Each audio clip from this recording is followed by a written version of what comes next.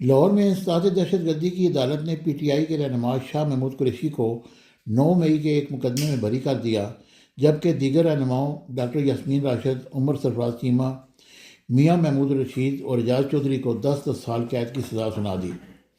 In P T I رہنماؤں کو پہلے ہی مختلف مقدمات میں 9 مئی 2023 کو ہونے والے تشدد سے متعلق مقدمات میں مجرم قرار دے کر جیل بھیج دیا تھا۔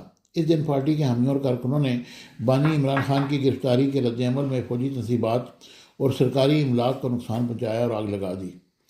جج منظر علی گل نے کوٹ لکھپت جیل کے اندر فیصلہ سناتے ہوئے ایف آئی آر نمبر 852/2023 میں مقدمہ نپٹا دیا، جو گورنمنٹ آفیسرز ریزیڈنس آئی کلب چوک کی داخلی گیٹ پر حملے سے متعلق تھا۔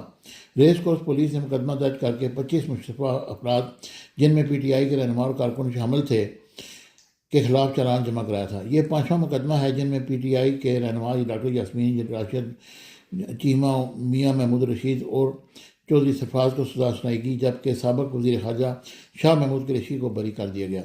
اس سے قبل فیصلے میں 9 مئی کے احتجاجات کے دوران شادمان پولیس اسٹیشن پر حملہ، شیرپاؤ پل پر تشدد، راحت بیکری کے قریب پولیس گاڑیوں کو آگ لگانا اور جناح ہاؤس کے قریب سپریم کورٹ جج کے اسکواڈ گاڑی کو جلا دینے سے متعلق مقدمات بھی سنائے گئے تھے۔